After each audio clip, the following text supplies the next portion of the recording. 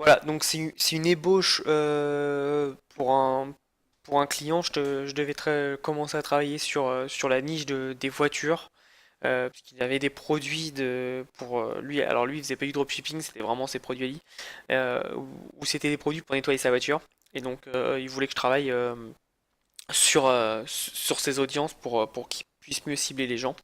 Donc ce que j'ai fait, c'est qu'en fait, je suis allé chercher sur Internet, sur les pages, et je travaille comme ça pour définir mes audiences. Je fais les sites, donc par exemple, c'est les sites pour les passionnés de voitures. Donc là, j'en ai deux. J'ai pas du tout fini ce tableau, hein, mais, mais c'est comme ça que je le fais. Après, je mets le nom de la niche plus magazine, et donc ça me sort tous les magazines.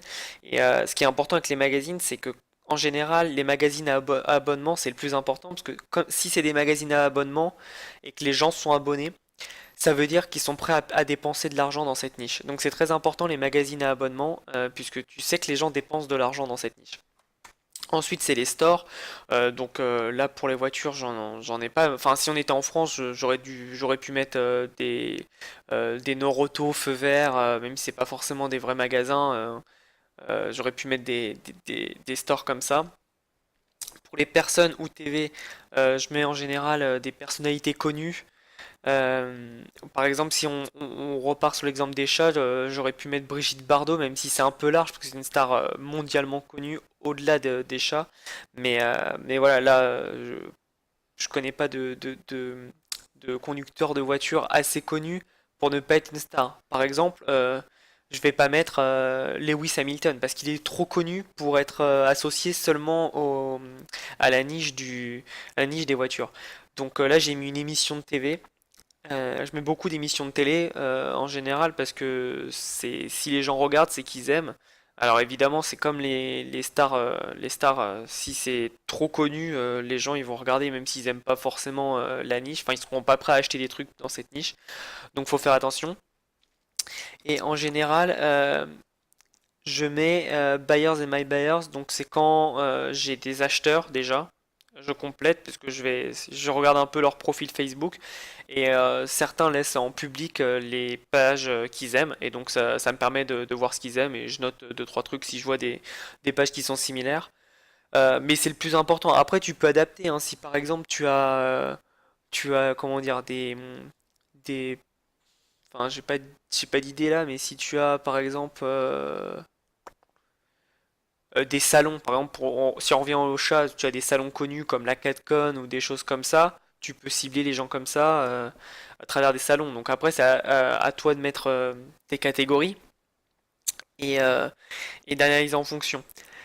Et donc ce que je fais aussi, c'est que je mets, donc quand c'est en vert, c'est que c'est en dessous de 100 000, l'audience est en dessous de 100 000. Quand c'est en noir, c'est entre 100 000 et 300 000. Quand c'est en bleu, c'est entre 500 000 et 1 million. Et quand c'est en rouge, c'est 1 million et plus. Donc là, les couleurs sont pas forcément représentatives, mais ça me permet d'avoir un bon visuel sur ce qui peut être bien targeté. Et pour créer une bonne audience, ce que je fais, c'est que je te montrerai dans les autres vidéos, mais j'utilise donc par exemple deux magazines et puis deux émissions de télé. Donc faut que la personne, pour qu'elle soit targetée par ma pub, faut qu'elle aime au moins un de ces trois magazines et une de ces deux émissions de télé. Et donc ça me permet d'avoir quelque chose de niché sur deux étages, puisque je sais que si elle aime les deux choses, au moins sur les cinq intérêts que je mets, si elle en aime au moins deux, ça veut dire qu'elle aime vraiment cette niche-là. Donc voilà, mais on reviendra après. Donc c'est comme ça que je fais pour trouver des audiences, donc avec Audience Insight, mais comme je t'ai dit, je l'utilise moins, et j'utilise beaucoup plus Google et puis ma feuille Excel, hein, je me mets devant et j'ai un tableau et je renseigne chaque partie du tableau en cherchant sur Facebook, sur Google et en complétant avec ce que je peux trouver. Donc voilà, c'est tout pour cette partie. Et j'espère que tu as appris pas mal de choses sur le ciblage des audiences. Et puis on se retrouve dans la deuxième vidéo où là on va faire de la pub Facebook. À tout de suite.